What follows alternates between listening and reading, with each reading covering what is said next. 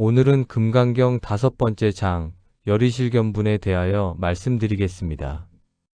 열의실견. 이 네 글자의 뜻은 간단합니다. 이치대로 진실하게 본다는 것입니다. 즉, 겉모습이나 이름에 속지 않고 그 너머의 본질을 꿰뚫어 보는 눈을 말합니다. 우리가 살아온 세월을 돌아보면 어떻습니까? 젊을 때는 누가 돈을 얼마나 버는지, 집이 얼마나 큰지, 어느 대학 나왔는지 그런 것으로 사람을 판단하곤 했습니다. 저 집은 잘 산다더라. 저 사람은 높은 자리에 있더라. 이런 말로 사람을 평가했습니다. 하지만 세월이 흐르면서 알게 되지 않으셨습니까? 그 모든 것은 다 변한다는 것을요. 돈도 지위도 건강도 다 흘러가 버립니다.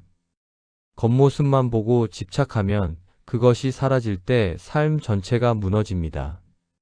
그러나 이건 잠시 머무는 것일 뿐이다 하고 본질을 볼 줄 알면 마음이 한결 가벼워지고 자유로워집니다.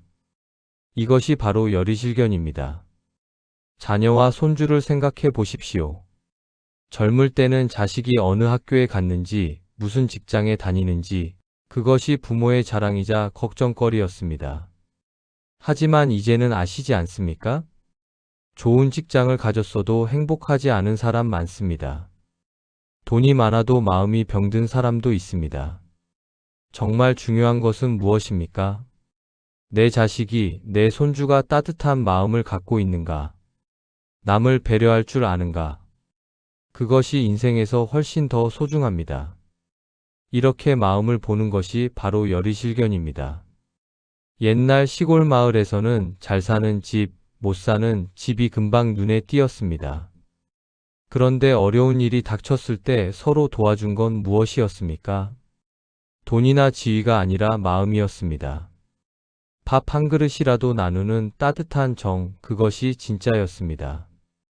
그래서 이웃을 평가할 때도 겉모습이 아니라 그 사람의 마음을 보아야 합니다. 그 눈이 바로 열의실견입니다. 부처님 곁에 늘 따라다니던 가난한 거지가 있었습니다. 사람들은 그를 무시했습니다.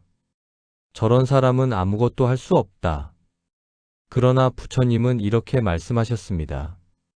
겉모습만 보지 말라. 그 마음속에 불법을 구하려는 진심이 있다면 그것이야말로 보배다.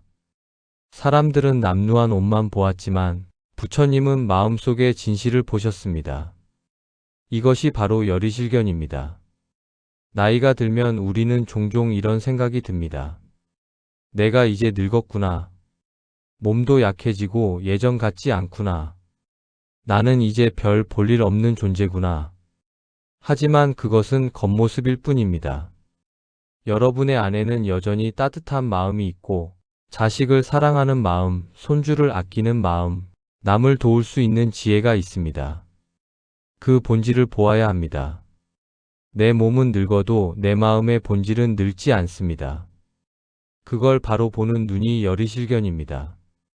우리는 살아오면서 건강을 지키려고 참 많은 노력을 하셨을 겁니다. 하지만 아무리 지켜도 세월 앞에서는 완전히 자유롭지 못합니다.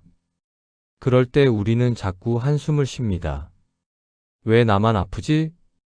왜 나만 이렇게 늙어가지? 하지만 금강경은 이렇게 말씀합니다. 그것은 자연스러운 것이다.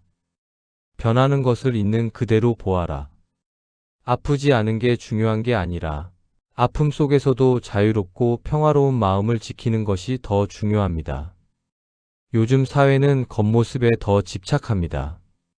좋은 아파트, 멋진 차, 화려한 외모가 성공의 기준이 됩니다. 젊은 세대는 그게 전부인 줄 알고 뛰어갑니다. 하지만 우리는 압니다. 그런 것들은 다 잠시라는 걸. 한순간 빛나지만 결국 사라진다는 걸요. 그래서 부처님은 말씀하십니다. 겉모습에 집착하지 말고 진실을 보라. 그게 바로 열의실견입니다. 부처님은 끊임없이 강조하십니다. 형상에 머물지 말라. 이름에 집착하지 말라. 이것은 단순해 보이지만 우리가 평생 놓치고 사는 가르침입니다. 겉에 끌리지 말고 그 너머를 보아야 합니다. 그럴 때 진짜 자유와 평화가 옵니다. 오늘은 금강경 제5품 열의실견분의 말씀을 함께 살펴보았습니다. 겉모습 너머를 보는 눈, 집착하지 않는 마음, 그것이 우리를 자유롭게 합니다.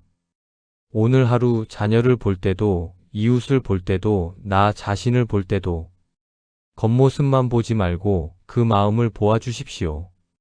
그 순간 여러분의 삶은 훨씬 가벼워지고 지혜로워질 것입니다. 감사합니다.